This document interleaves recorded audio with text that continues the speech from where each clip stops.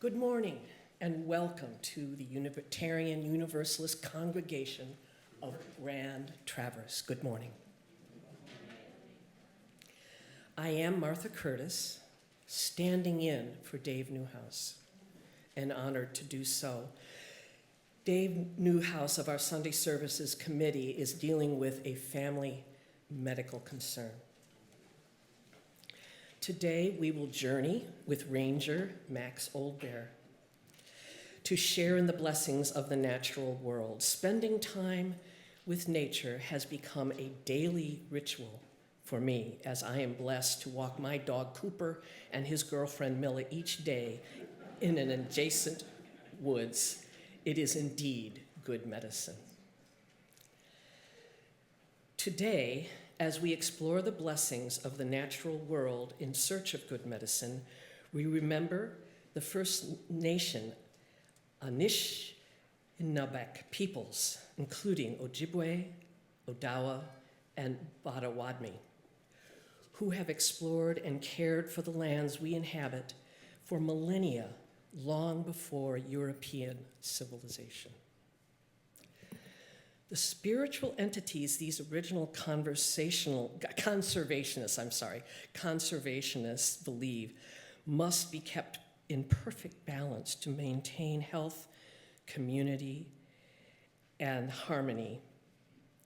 And they're represented in our land acknowledgement in the order of service.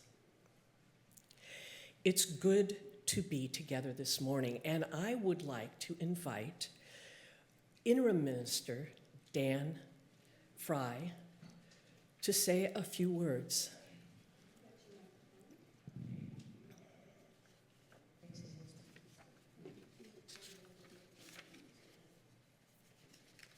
Good morning, everyone. Good morning. This way? Okay. It is good to be with you for now my fourth Sunday in a row, and I think I can say to you that while Traverse City and the surrounding communities are still very much new to me, and I have a lot to learn, that I have started to make an impact. You know that you have started to become a little more established in a community when you start to know your Uber drivers by name. And that happened this morning, and I said, well, then I think I'm starting to settle in. I want to take just a moment to say two things by way of ministerial interest to this congregation. Prior to my beginning in earnest to lead Sunday morning worship, originally the plan was that I would be leading Sunday morning worship for the first time and ongoing with our traditional water communion on the 13th of September. But in consultation with the Sunday Services Committee, I have been moved up by a week, and I will be delivering my first worship service for our congregation on Sunday the 6th. And in that context, we are going to discuss, it's going to be a bit more of an autobiographical and conversation about blindness in the context of theology and in the context of my work, so that we have a good foundation from the very beginning about issues of blindness, equity, and the like. So that is not reflected yet in anything that you would have access to, so I wanted to make sure you were aware of that. The second thing I want to say is that today's service is particularly near and dear to my heart. The mistreatment of the indigenous community in this country is something for which we will always have an unerasable stain with which we will have to cope.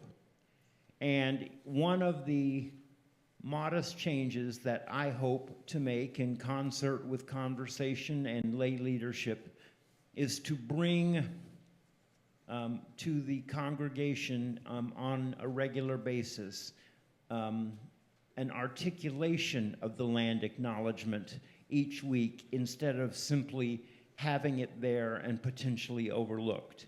Because the work and the advantage that our country has known as a result of the experience of people of indigenous experience is something that we mustn't ever forget. I wish you all great blessings and peace for the week ahead, and I look forward to our continued growing relationship. Thank you.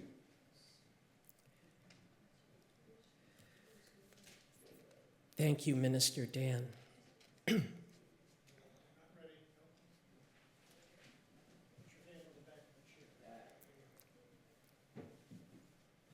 Here at UUCGT, we generously welcome you. Whoever you are, wherever you come from, whatever this week has placed on your heart, we welcome and celebrate people of every age, identity, and background. Especially families with young children. Do we have young children today? Yay, okay, yay. Yes, these the growing sprouts of future fellowship. Today, youngsters and the young at heart will be treated to an engaging story, Henry Hikes to Vicksburg, as Cal Bolter introduces us to Henry David Thoreau as the bear. Now, whether you are with us in the sanctuary or joining us online, whether this is your first Sunday or the latest of many, we are so grateful you have chosen to spend time with us. If you're visiting today and feel comfortable doing so, we invite you to stand and briefly introduce yourself. A microphone will be brought to you by Diane, and we would like you to use that so the folks at home especially can hear you. If you'd rather not speak, that's okay. Simply know that you are warmly welcomed. Are there any visitors with us this morning?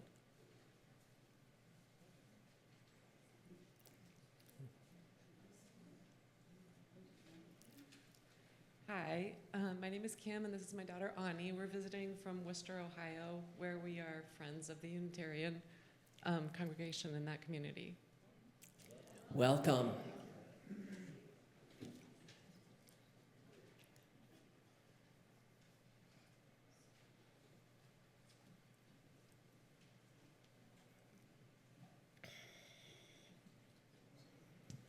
Hi, my name's Gunnar. I'm visiting from downstate Oakland County from the Troy congregation.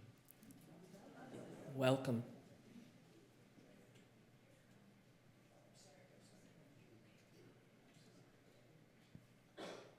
Hello, everyone. I'm Frank. I'm one of Max Oldbear's sons. And this is my wife, Pamela, and we are visiting from Nara, Japan.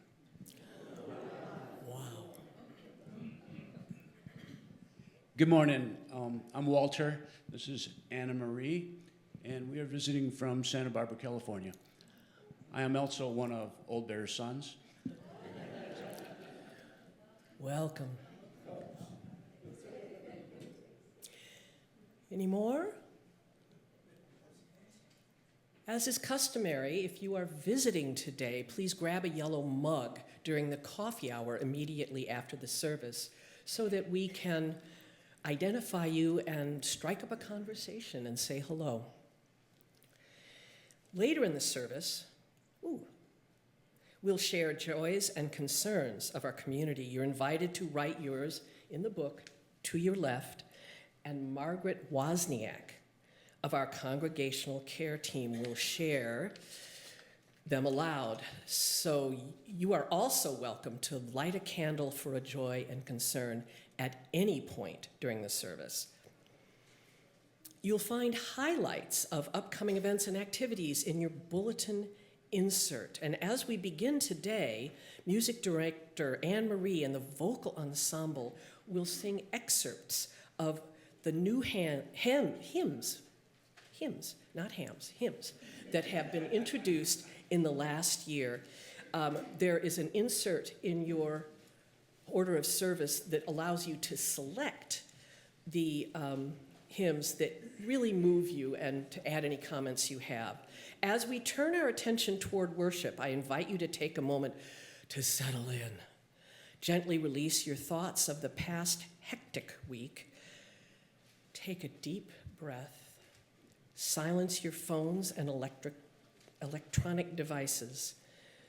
May we be fully present with one another and open to all this service has to offer. Let us worship together. So many of you may not be aware that we actually do have a new hymnal because it's virtual and we don't have a physical necessarily representation of that here. So sorry. The new hymnal was introduced last mid-August, and I very enthusiastically jumped us into, whether you wanted it or not, trying some of these new songs. So my plan was, my evil plan was to give you one new hymn every month for 10 months. And I wanted to hear how this, from all of you, how this music is impacting you. But I also thought you might not just remember it from the titles. So we've put together this little montage to kind of review the 10 new songs from the hymnal. There are many more, but this is the 10 that we went through last year. So you have that little insert. If you have a pencil with you, I would really like to hear from you how this has impacted you. And if you could, when you leave today, put those little surveys on the welcome table. Yes, Mary? Okay. All right. Thank you very much. So here we go.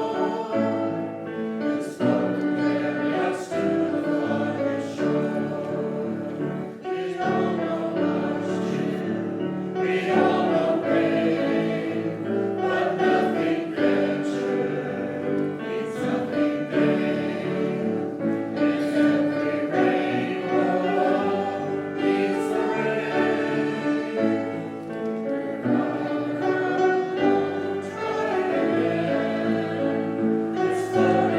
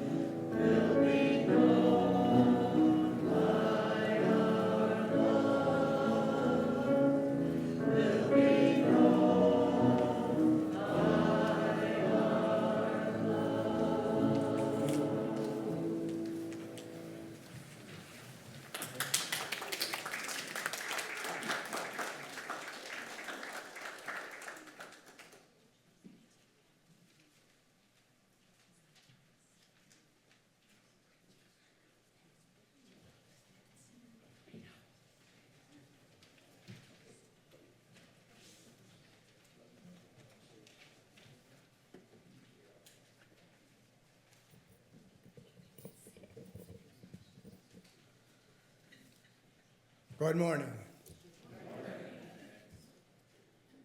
I am here now, taken down from the shelf, well past my sell-by date.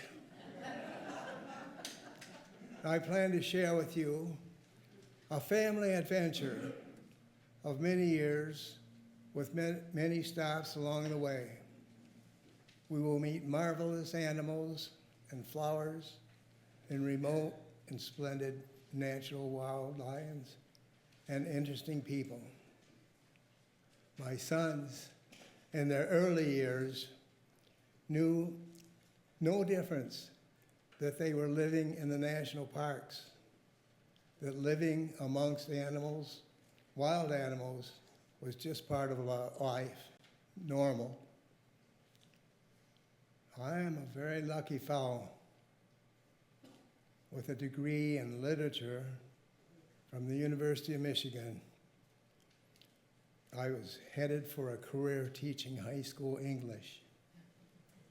But in my teens, I had read adventure stories such as of smoke jumpers, and where a young rookie was teased by experienced smoke jumpers until taken under the wing of an older and kinder man and had shown him the ropes. I had in my dreams that I would do that during the summer breaks and teaching, being a smoke jumper. As I did my practice teaching, I found that I could not speak in front of people. I had knots in my stomach. I was sick every morning, and I knew that I was not cut out for teaching. I was much more fit to be in a fire tower, a lookout, taking lots of books and scanning the horizon every now and then. Thankfully, in 1963, I landed a seasonal ranger position at Isle Royale, and that became my 40-year career with the National Park Service, and that has made all the difference. It's good medicine. So please bear with me as we share these adventures while appreciating, respecting, and protecting our national public resources, your lands.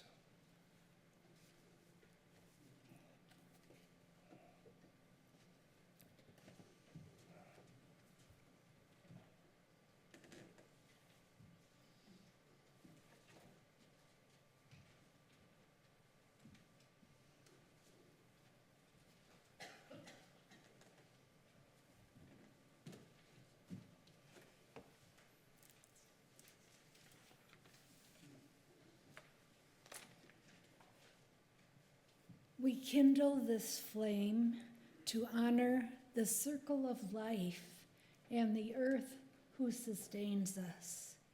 In many traditions, true healing is good medicine, a return to balance and harmony with the natural world.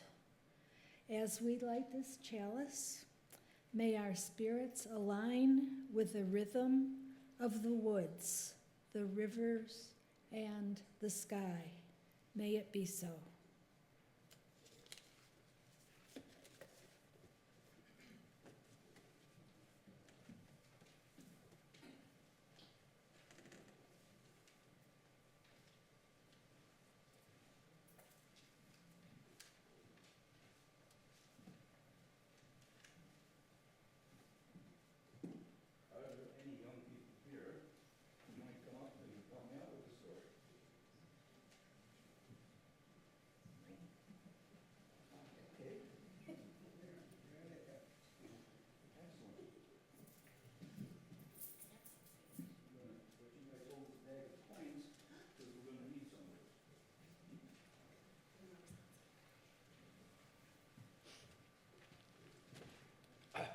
You see, Henry is represented by a bear.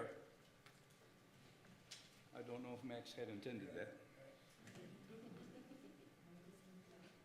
I'm going to read you a little introduction.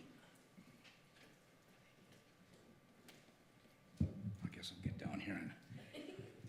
The lower level of purgatory.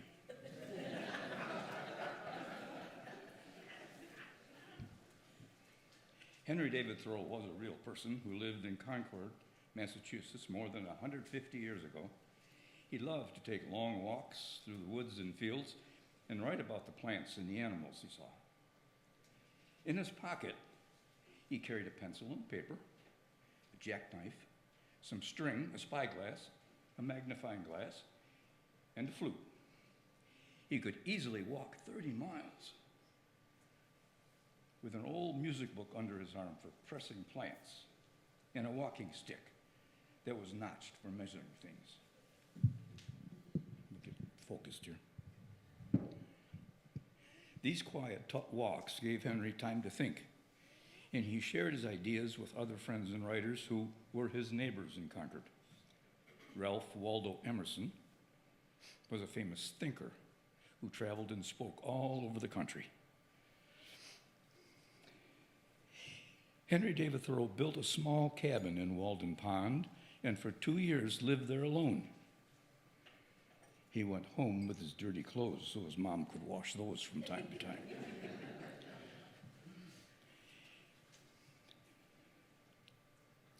The book he wrote was called Walden. This is what he wrote. One says to me, I wonder that you do not lay up money. You love to travel. You might take the cars and go to Fitchburg today and see the country. But I am wiser than that, says he. I have learned that the swiftest traveler is he that goes on foot. I say to my friends, suppose we try and see who gets there first. I'll walk, you take the train. The distance is 30 miles. The fare is 90 cents. Well, I start on foot and get there before night. You will, in the meantime, have earned your fare and arrive sometime tomorrow, or possibly this evening. Instead of going to Fitchburg, you will be working here the greater part of the day. Now we get to the story.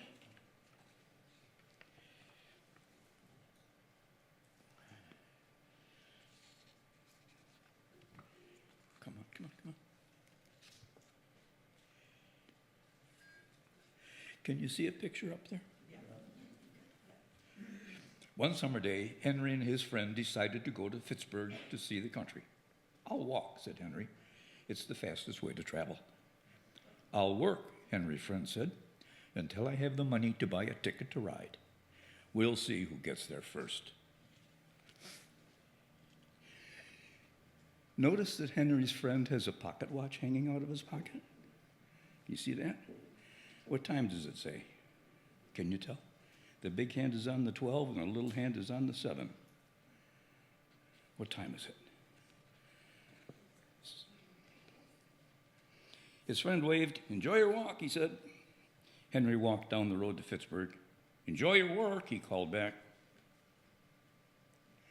Henry's friend filled the wood box in Mrs.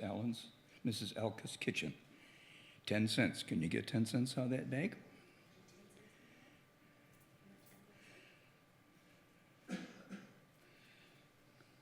Henry hopped from rock to rock across Sudbury River. His friend swept out the post office. 5 cents. We need a nickel. Henry carved a walking stick. 25 miles to Fitchburg. Henry's friend put all the weeds in Mrs. Hawthorne's garden. 15 cents. We got a nickel and a dime.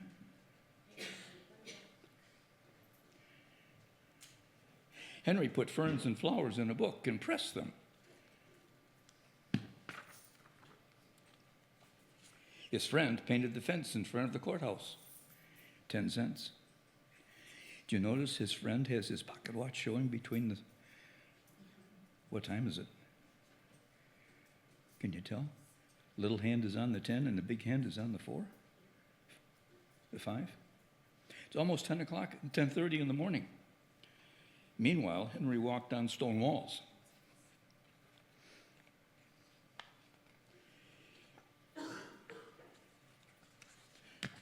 Henry's friend moved the bookcases in Mr. Emerson's study. 15 cents. Got a nickel and a dime there. Henry climbed a tree. 18 miles to Fitchburg. His friend carried water to the cows grazing on the grass in town. 5 cents. Henry made a raft and paddled up the Nashua River. Henry's friend cleaned out Miss Thoreau's chicken house.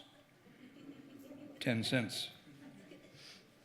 Can you see his pocket watch again? What time is it? Can you tell what time it is? It's 3 o'clock in the afternoon. The day is getting along. Henry crossed a swamp and found a bird's nest in the grass. 12 miles to Fitchburg. His friend carried flour from the mill to the village baker. 20 cents. That'd be 2 dimes. Henry found a honey tree.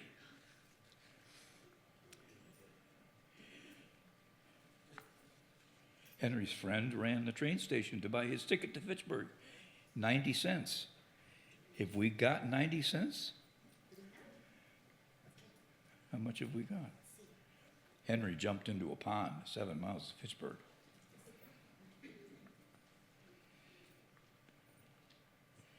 His friend sat on the train in a tangle of people. Do we have 90 cents? We have 90 cents. We made it on the train. Henry ate his way through a blackberry patch. Henry's friend got off the train at Fitchburg Station just as the sun was setting. What time is it? By his friend's watch, pocket watch. 7:30 or 8:30. Henry took a shortcut. 1 mile to Fitchburg. His friend was sitting in the moonlight when Henry arrived. The train was faster, he said. Henry took a small pail from his pack. I know, he smiled.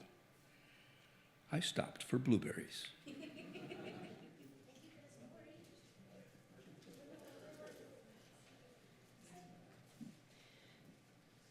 So the piece of music that you're about to hear excerpts from, Max asked me if I would do a brief introduction. If you want to hear the whole story, my story, I'll tell it to you at social hour. It's a little too long.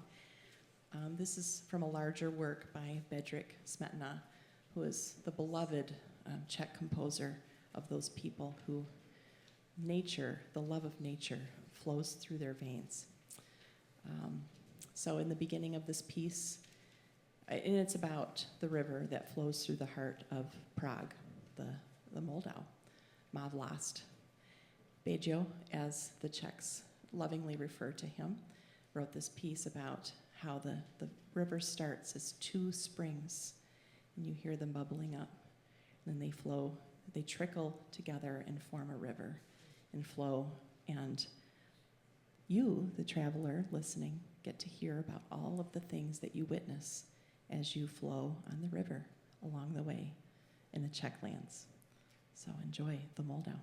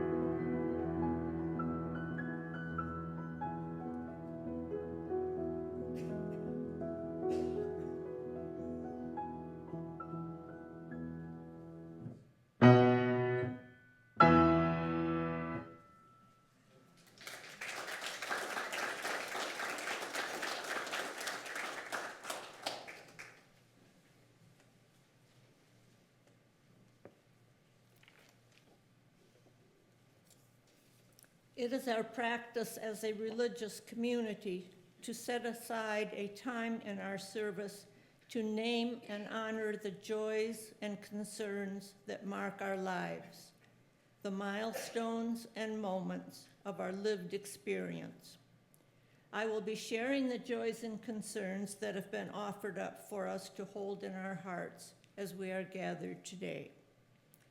If you have a joy or concern that is a bit too heavy to share, I invite you to reach out to a member of the congregational care team. We're the folks with the purple ribbon on our name tag. You can also light a candle at any time during the service or honor your concern or joy during the stone meditation, knowing that you are held in the loving hearts of this community. We have a mantra that we say here. It's, none of us is meant to travel life's journey alone. None of us is meant to travel life's journey alone. Here is what has been shared with the gathered community today. From Will Fagan, thanks for the best 56 years of my life. Yesterday, August 22nd, Truda and I celebrated our 56th anniversary.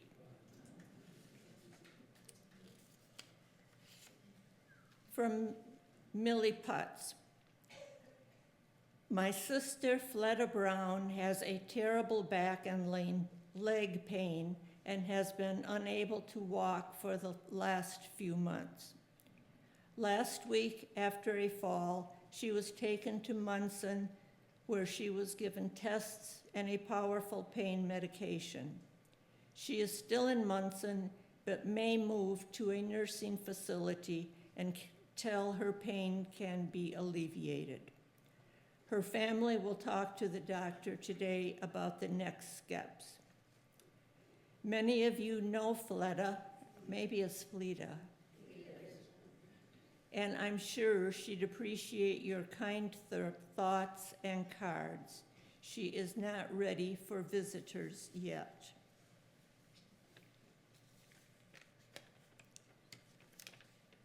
This is a busy morning. Keep our friend Pat in your thoughts as she appears to be in her last days as she suffers from pancreatic cancer. A longtime member of the UU Church in Baltimore, Pat has worked with deaf children in the Maryland School for the Deaf. That's from Will and Truda Fagan. From Anne Marie, my heart is overflowing today at witnessing my stepson Finley's performance in the Graham 100 yesterday. His bravery and the embrace of his community gives me hope.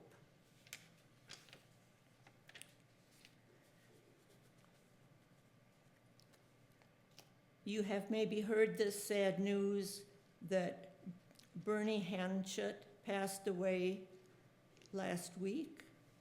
He's the husband of Jolene Moore. From Mary Van Valen, an environmental hero, Skip Pruss has entered hospice care. He gave a moving speech, I Have a Dream, for us a few years back. His life has been of service to Michigan and the environmental sustainability. That's from Mary Van Valen. This is from Marty Hayden. I'll do my best with this, Marty. Earlier this year, you heard me share my story of helping to create the 2001 National Forest Roadless Area Conservation Park. That area covered 58.5 million acres and of wild forest across the nation. On Thursday, the Trump administration released their proposal to repeal the roadless area from 45 million acres, including 16,000 in Michigan. I hope you can join me in pushing back against this proposal. The public comment period is only 30 days, open for 30 days. And this is from Doug Wozniak. I am concerned that Trump is now going to allow mining and drilling in Chaco Canyon.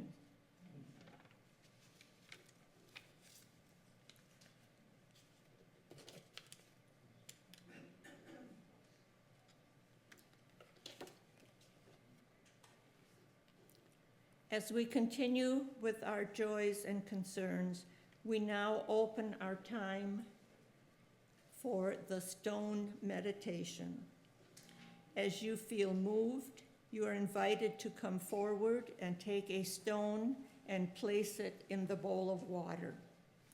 This is not a time for words, but a chance to bring what is on your heart into the circle of community, trusting that it is held in love. May the water reflect our joys and absorb our concerns. As you feel ready, please come forward.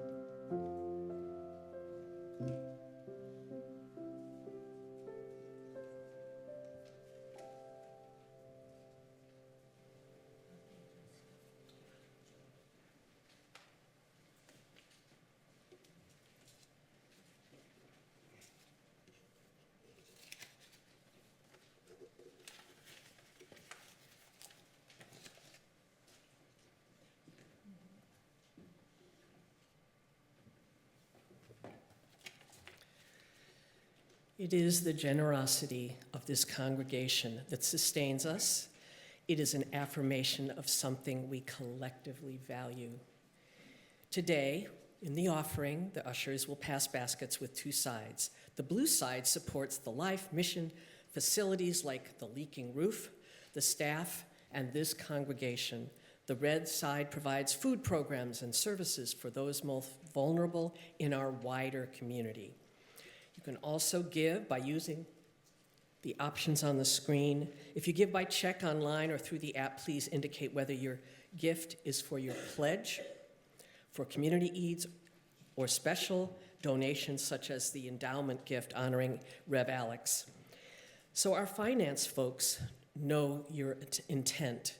Every gift, large or small, is always received with gratitude and used with diligence, respect, and care. We now thankfully receive this morning's offering.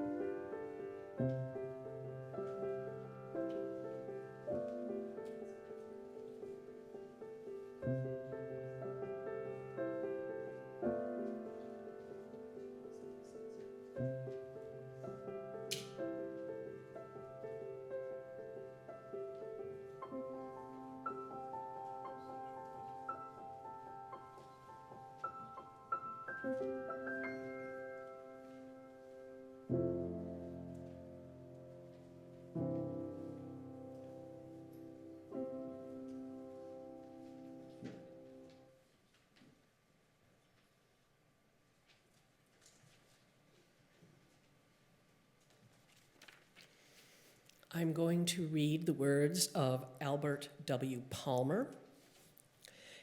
John Muir, A Parable of Sauntering. There are always some people in the mountains who are known as hikers. They rush over the trail at high speed and take great delight in being the first to reach camp, in covering the greatest number of miles in the least possible time. They measure the trail in terms of speed and distance. One day, I was resting in the shade. Mr. Muir overtook me on the trail and began to chat in that friendly way in which he delights to talk with everyone he meets. I said to him, "Mr. Muir, someone told me you did not approve of the word hike. Is that so?" His blue eyes flashed, and with his Scot accent, he replied, "I don't like either the word or the thing. People ought to saunter in the mountains, not hike." Do you know the origin of the word saunter? It's a beautiful word. Way back in the Middle Ages, people used to go on pilgrimages to the Holy Land, and when people in the villages through which they passed asked where they were going, they would reply, "À la Sainte Terre," to the Holy Land. And so they were known as the Saunterers, or Saunterers. Now these mountains are our Holy Land, and we ought to saunter through them reverently, not hike through them. John Muir lived up to his doctrine. He was usually the last man to reach camp. He never hurried. He stopped to get acquainted with individual trees along the way. He would hail people passing by and make them get down on hands and knees, if necessary, to see the beauty of some little bed of almost microscopic flowers.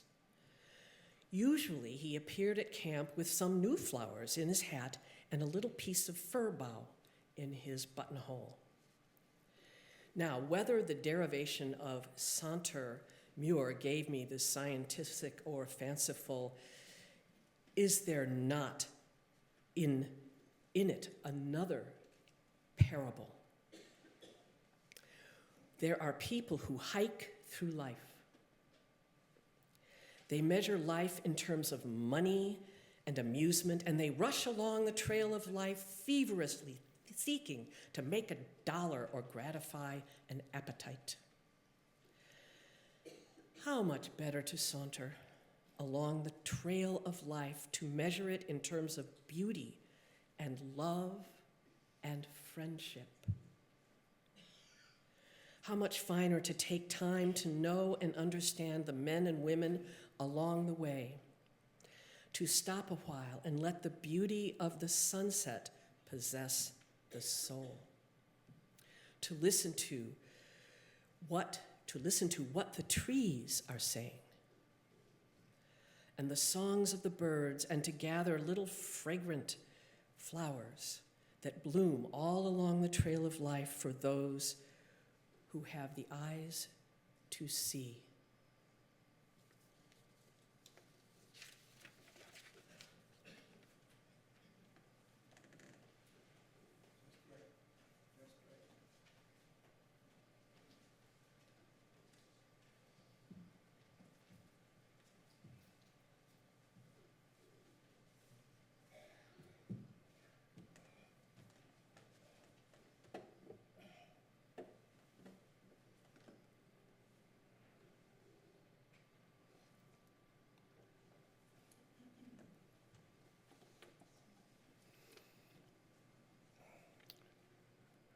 Our first assignment in the National Park Service was at Amygdaloid Island Ranger Station. That's in the far corner. Isle Royal is the least visited of the national parks.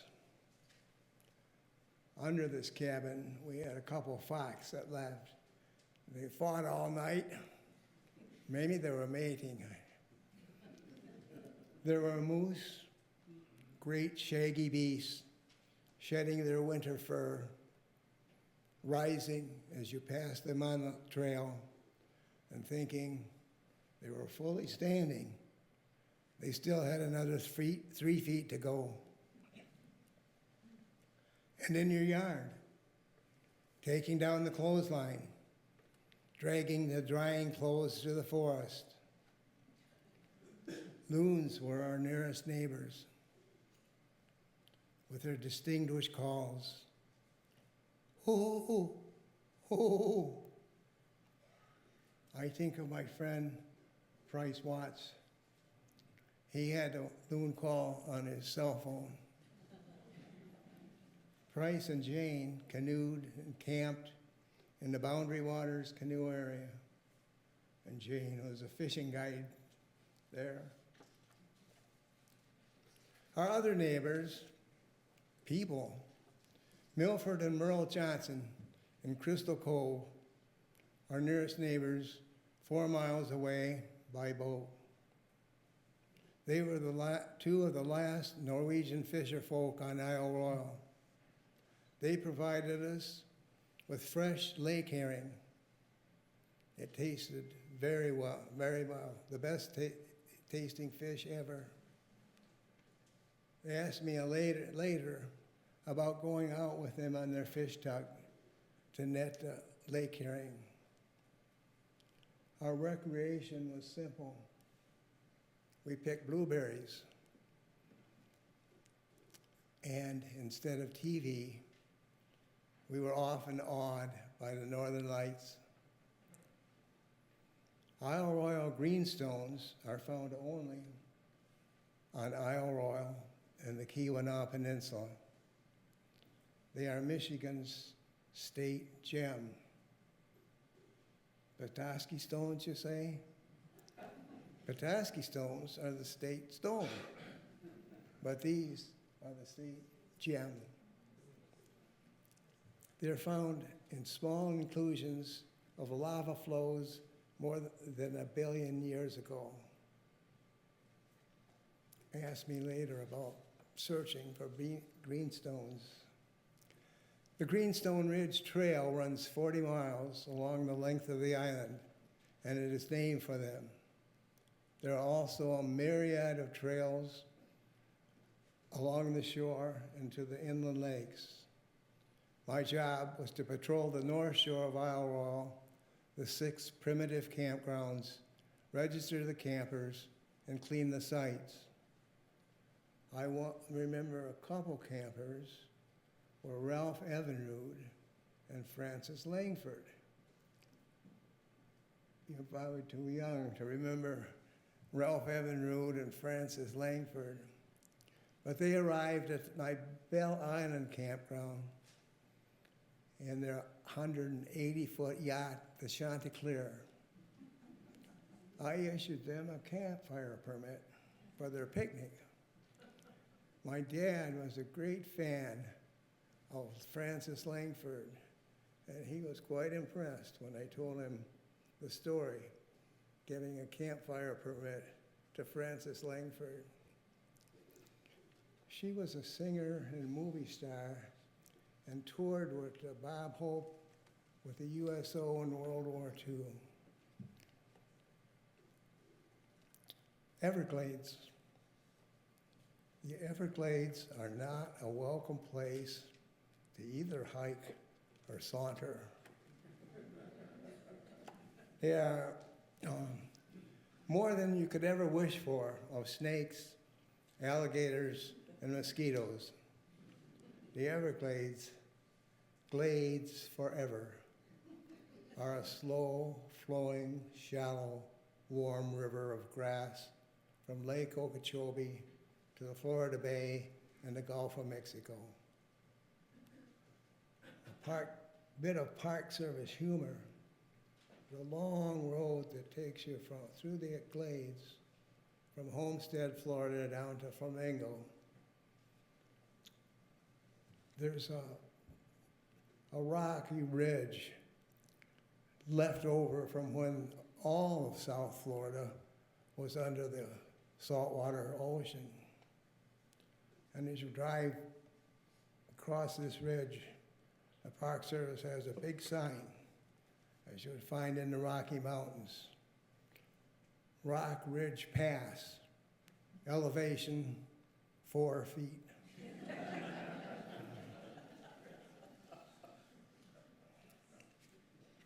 Our first assignment there was in Flamingo, which is the bird watcher's paradise. It was the center of the egret plume hunting for ladies' hats until Guy Bradley, was one of the first Audubon wardens, was killed by the plume hunters after the establishment of the Lacey Act in 1900, protecting migratory birds. Flamingo is the center of the Audubon Christmas count. Guy Bradley gave his life to protect the egrets. He was killed in 1905 by the plume hunters. He was protecting the egrets in their mating season, in their nesting season, when their plumes are the most elaborate. From Flamingo, South Florida, Florida Bay, you see pelicans, egrets, snowy and reddish, herons, great white, great blue, little green, wood storks, ospreys, eagles, and skimmers. Skimmers are a particular bird. They fly this way, just over the surface of the water. And their lower mandible is longer than their upper mandible. And they just skim the water with the lower mandible, find the fish, and eat it. There are so many birds that are just fish eaters, and these are just a few of them. But there are also roseate spoonbills, and even flamingos. There are purple gallinules and Jesus Christ birds. Jesus Christ birds are like a gallinule, but they walk on the water. It appears they walk on the water because they have elongated, narrow toes. And they will walk on the lily pads and other under the water vegetation, so they look like they're walking on water.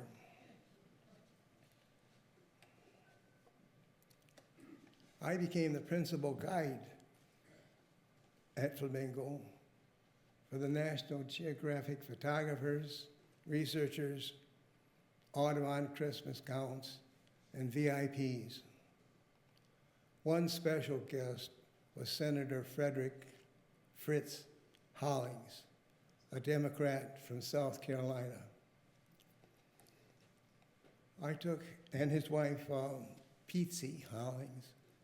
I spent a day with them in my patrol boat, the Chiquita, seeing birds and porpoises leaping from the water beside our boat and in our wake. As we sped back from our excursion, I looked back to see Senator in the stern holding out the American flag from the jackstaff and just admiring it. That's an impression I keep forever. As we returned to Flamingo, the senator, who was always attended to the welfare of the public employee, invited me and my wife up to their room for cocktails. He was interested and wanted to know about our life as government employees. A wonderful man. There is a stretch of sandy beach on the Gulf of Mexico that is where in the summer sea turtles come for nesting. These are loggerhead turtles. I took it upon myself to walk the beach, a 10-mile shoreline of Cape Sable, several times a week to count their nest, count their turtle crawls, and locate their nests. I found that most of the nests were destroyed by raccoons. Raccoons would dig out the nest and eat all the eggs, even days after laying. I dug up a nest myself one time to bring back the eggs to the Flamingo, where I prepared an artificial nesting box of sand in a wooden box and covered by screens. When they all hatched one morning, the whole crew at Flamingo came to celebrate. My son and I, Walter, gathered up 80 eggs and took them back to Cape Sable to release. That was good medicine. I've always wondered what happened to them, where they might have traveled in their long lives. Green turtles once nested at Cape Sable, but they weren't anymore. Dr. Archie Carr had a research program for the green turtles in Costa Rica. He sent us 2,000 baby hatchlings by air freight to Miami. We picked them up and released them the same night off Cape Sable. They were small, I was unable to tag them. We don't know if they ever came back. I left the park after that. And we wondered if they had already been imprinted at the beaches of Costa Rica so that they might have returned there instead of Cape Sable. We were next assigned to the Tamiami district in the middle of the Glades. We lived within the Miccosukee Reservation. Now we had snakes and alligators actually living under our house, so full of termites that you could push your elbow through the wall, which one night my son did. Frank rolled against the window frame and it gave way and he fell out of the house. When the water was high in the summer, we had to wade out to the outhouse. The first one out the door scared up all the birds that were in the airboat pond. My job there was poaching patrol by airboat, firefighting by weasel, and in the winter one that was dry, with our tracked water fighting vehicles across the dry grass, which burned far and fast. One of my favorite birds there was the American bitter. They prospered in the watery glades. When I lived earlier in Michigan, you could walk through the marshes and swamps and be lucky maybe to see two of them, and the whole time. But here,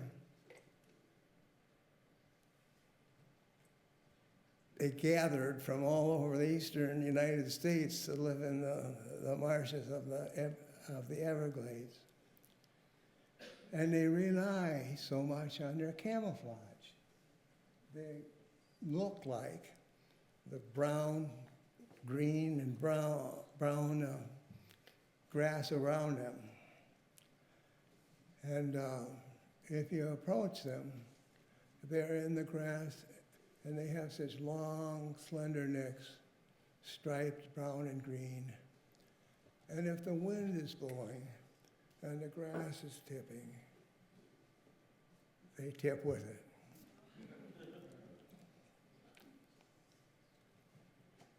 The word camouflage is French and German for blow smoke in your face. And you can see the handout that I wrote a story about the American bitter. My family was so pleased when informed that we were being transferred to Mount Rainier. New adventures. We lived in new quarters then in Tahoma Woods, just outside the park. The boys had their first schools there. Walter had actually started school in the Grand Canyon Village when I was in Ranger School there. Mount Rainier is a hiker's paradise, and forgive me for my frequent use of the word paradise. The Wonderland Trail is a 90-mile hike around the mountain, plus many other trails to the mountain lakes and waterfalls. The visitor center is at, you guessed it, paradise. It's at 5,000 feet elevation, and it's surrounded by great meadows of flowers in the summer, but in the winter, it has the world record for seasonal snowfall, 86 feet of measured snow. It may be packed down to 15 or 20 feet, but it was certainly job security for snowplow operators. They had big Volvo trucks with a snow blower like you would find in your driveway here that accumulated the snow, and a great chute that had to shoot it 18 or 20 feet over the straight walls that they had already plowed. It was a race each summer to open the road across the park by the 4th of July. The boys learned to ski there. Frank later was on the Glen Lake ski team. Imagine the difference of vegetation and animals from Isle Royale to Everglades and in Mount Rainier. My job there was to ski patrol in the winter and people and wildlife management in the summers. elk, and bears. I have too many bear adventures to tell you now, so ask me later when we have more time. Hiking, sauntering at Mount Rainier is a pleasure and a challenge. It can seem always uphill through the heavy forest of cathedral-like western red cedars, giving way to Pacific silver fir and the spires of the subalpine fir, spire-shaped to shed the snow. And finally, rejoicing to the flower-filled mountain meadows, exhilarating, enriching, renewing. That's what the mountains can do for you. We see marmots and pikas. Pikas are a little rabbit-like. They're in the rabbit family, but they're very small, very furry, short legs, and have rounded ears instead of long ears like a rabbit. There were ptarmigans. They didn't migrate. They're like our grouse. They didn't migrate. They just turned white in the winter. And looking down on mountain goats. But a favorite bird of mine was the water ouzel, or the dipper. And the bird lives along the mountain streams. It's a passerin, a songbird, but it lives by diving under the water, swimming, and eating insect larvae. It's John Muir's favorite bird. And this is from his book, The Mountains of California. The waterfalls of the Sierra are frequented by only one bird, the ouzel, or water thrush. He is a singularly joyous and lovable little fellow, about the size of a robin, clad in a plain, waterproof suit of bluish gray with a tinge of chocolate on his head and shoulders. He is the mountain stream's own darling, the hummingbird of blooming waters, loving rocky rippled slopes and sheets of foam as the bee loves flowers and the lark loves sunshine and meadows. Among all the mountain birds, none has cheered me so much in my lonely wanderings, none so unfailingly. And he goes on for a whole chapter in that book. Camping with the family was a special adventure. The boys shouldered their own sleeping bags and some dried food. Beef stroganoff, turkey tetrazzini, examples from the REI co-op in Seattle. When they tired on an uphill trek, we set them on a rock to eat a hard candy, and in 10 minutes, they were ready to go again, rejuvenated. There was one trail that I knew had a little stream and waterfall alongside the trail. And the boys being tired, I said, just a little farther, and we'll come to the Lemonade Springs. So that kept him going. And those were the first days that they had Weiler's powdered lemonade. So the boys stayed up on the trail, and their mother threw down a canteen, plastic so you could see through it. And I stood under the waterfalls, poured the powdered lemonade in there, shook it up, and tossed it back up. And they were really astonished to say that it tasted like lemonade.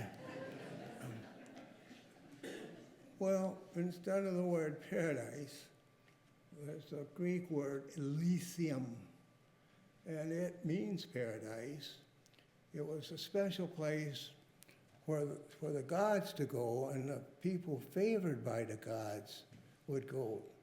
You pass through, down the river Styx and past Hades, and there was this special peaceful meadow, Elysian fields they call it.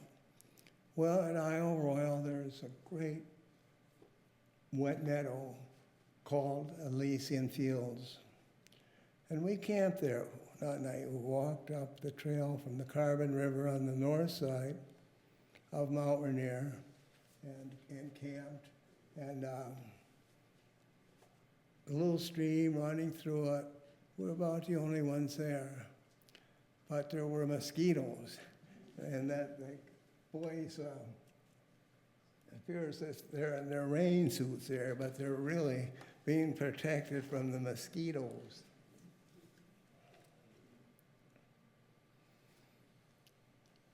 Canyon de Chelly. If you are ever to visit the Navajo Nation in northern Arizona, you must visit this sacred site. Tsey, Tsey, is the Navajo word. In Spanish, a fight or something, the Canyon de Chelly. In Navajo, it means within the rock. And it is representative of the cultural and historical significance of the Navajo people there for 5,000 years of continuous human habitation. It is the only National Park Service unit that is managed jointly by the National Park Service and the Navajo Nation. In 1863, the United States government removed the Navajo, with Kit Carson leading the U.S. Army into the canyon, firing up at the Navajos who had retreated, had taken shelter in their cliff homes. After killing 30 or more men, women, and children, burning their corn and orchards, those that surrendered were driven to the Basque Redondo Reservation in New Mexico, and only allowed to return many years later. That was not good medicine. Visitors can only have access with a permit from the Navajos and a Navajo guide, then taken by a four-wheeled vehicle, crossing the river multiple times, seeing green trees, orchards, free-ranging horses, stopping to see the cliff dwellings along the way.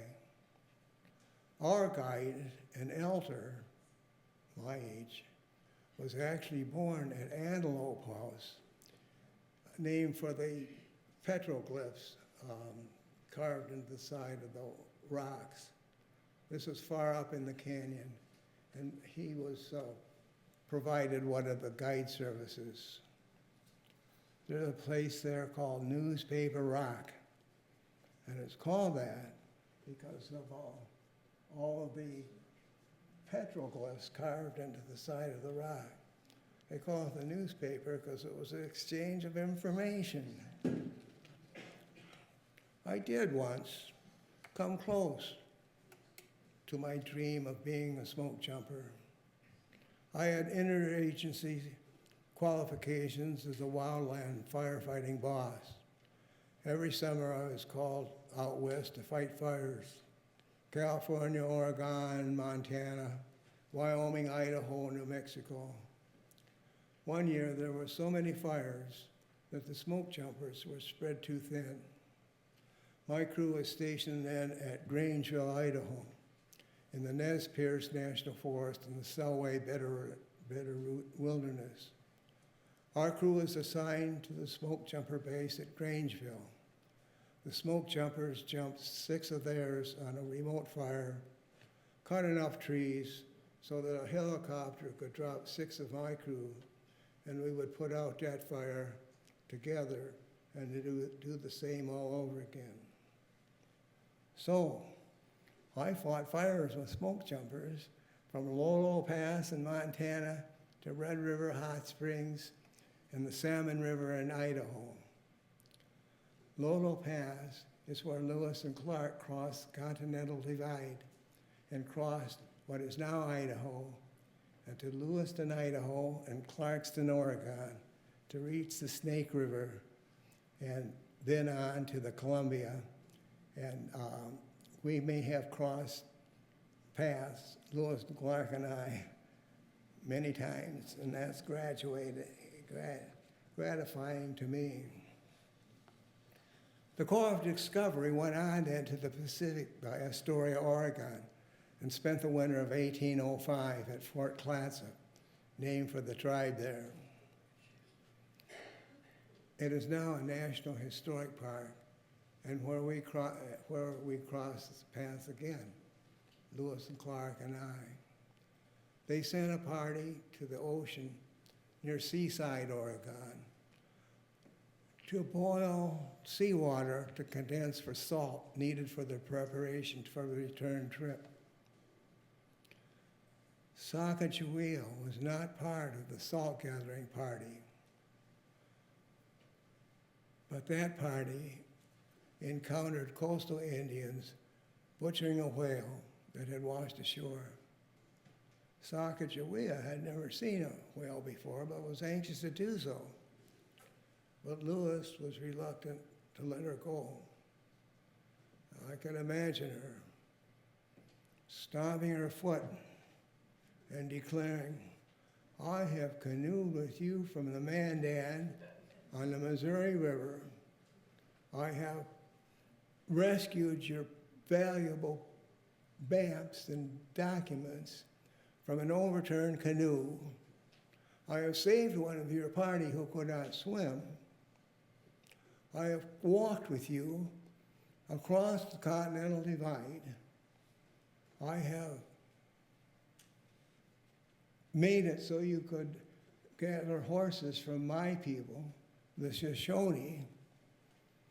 I have walked with you down through, what's now, Idaho, and the Snake River, and I intend to see that whale." And she did. There's a statue over there at Fort Clatsop. At Sleeping Bear Dunes, we are so fortunate that there is a Sleeping Bear Dunes, Sleeping Bear National Lakeshore. And I am so lucky to have been a part of it. It has been a special place for the Anishinaabe with her legend of the mother bear and her cubs. At Platte River, when the cohos that were planted started to return up the river, it was a crazy place and people were desperate for campsites. And there was a state campground there at the M22 crossing the river. And the DNR just bulldozed a straight line through the woods and set up campsites on either side. And I had walked through that area many times. And when the Park Service took over, they built a new campground with curved trails, even showers, modern outhouses and things like that. And the Park Service, when they do construction like that, they're required to have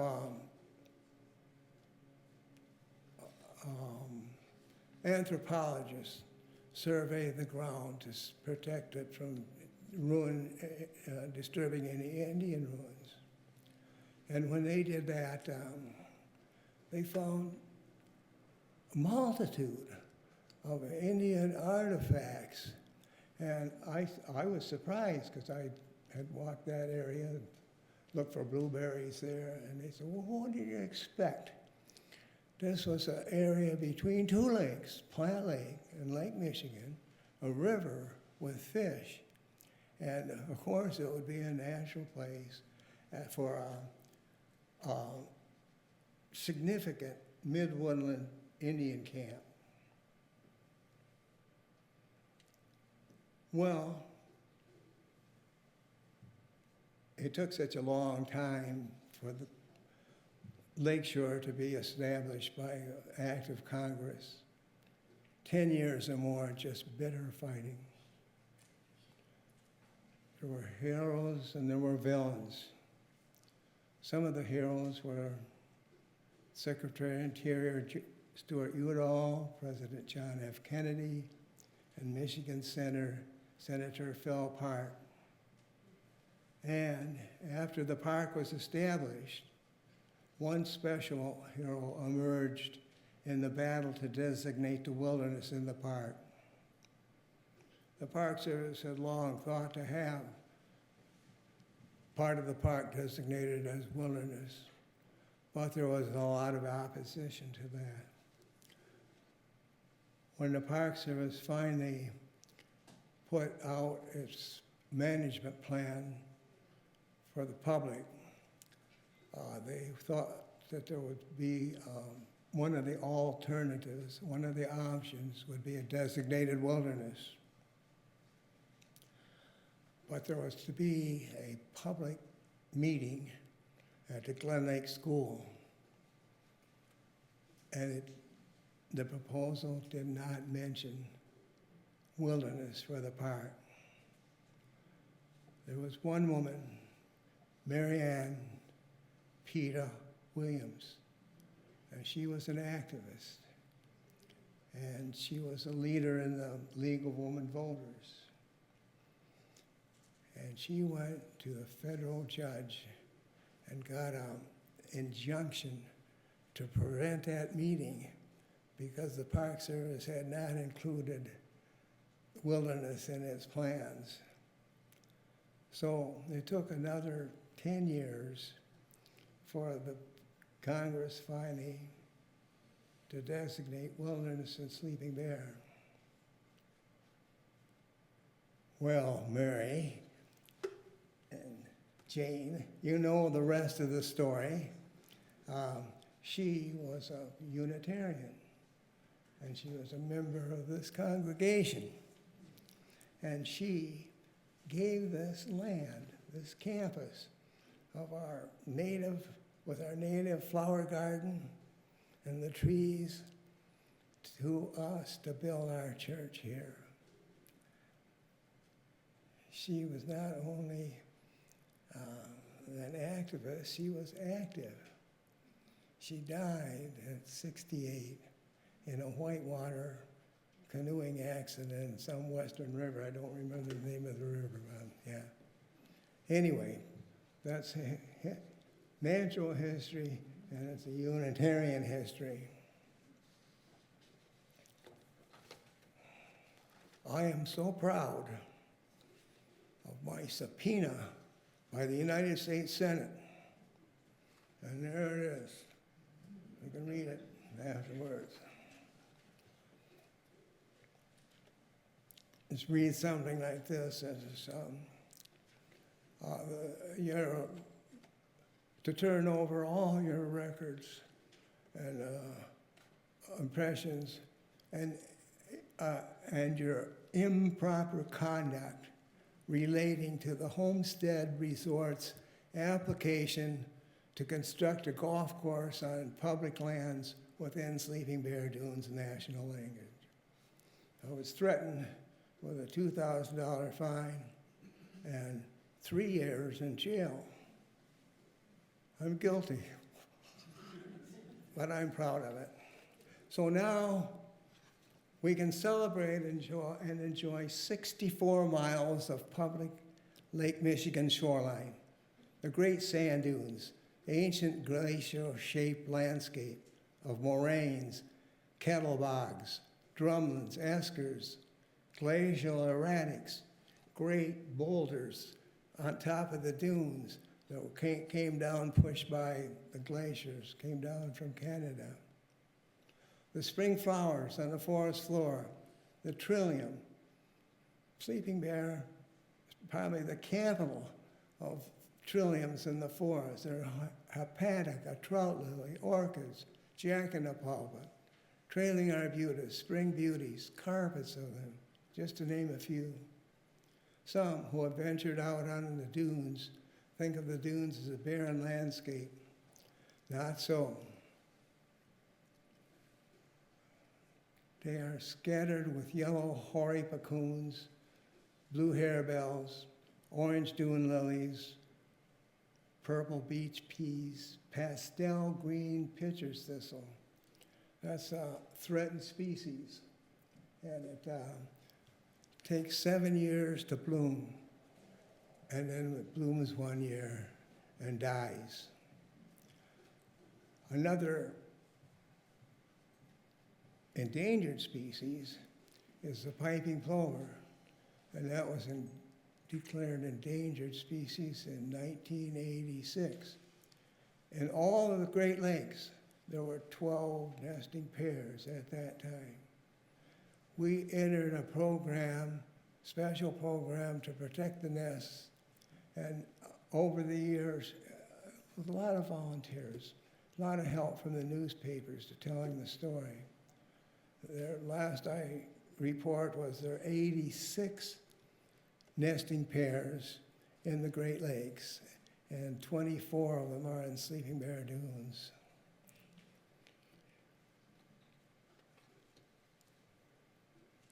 I want to mention South Manitou Island.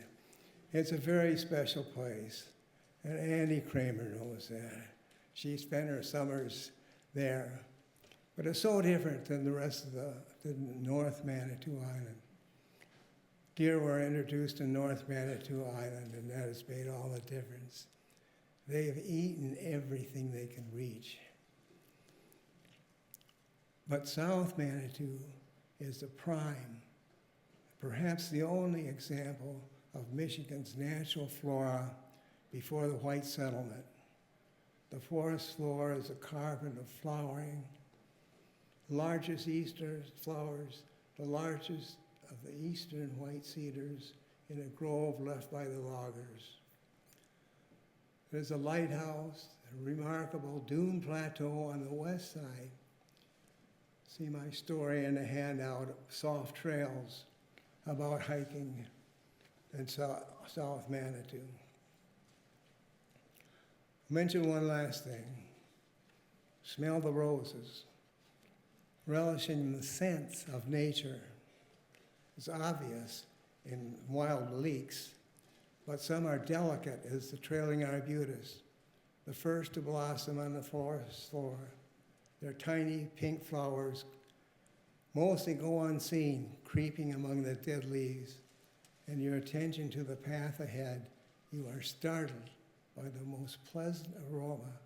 You look down and find you are treading in trailing arbutus. But on the dunes, you are surprised when walking past some balsam poplar, named for their spicy fragrance. They're sticky residents, and they're called Balm of Gilead. There's a Baptist hymn called There is a Balm in Gilead. But one doesn't need to go on long hikes to enjoy and appreciate the nature. I know I'm preaching to the choir and speaking about that, but I had so much pleasure after retirement just walking with my dogs and walking in the neighborhood. And I know you all enjoy that too. Tending a garden, watching birds. I'm so satisfied when the leaves have fallen from the shrubs in my yard and I found a recent nest and know that the birds had chosen me as a neighbor. Meander through the native plants here in our campus, and thanks to Annie Kramer and the many volunteers over the years. And visit the Botanic Gardens and the Commons, and visit with Colantha, the cow. Thank you.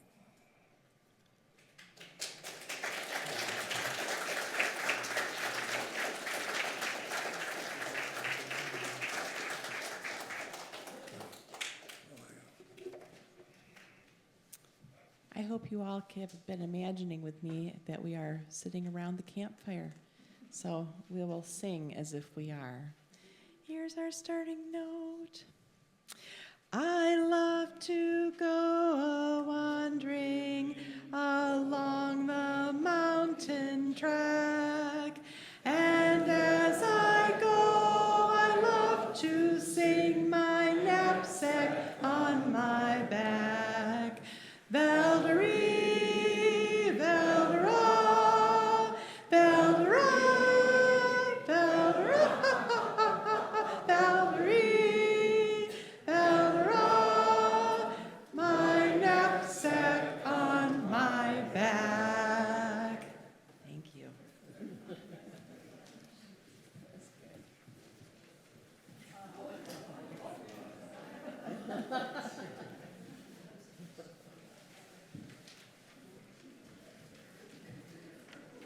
You are all invited to stand and join outstretched hands as we release the flame with Misty Sheehan.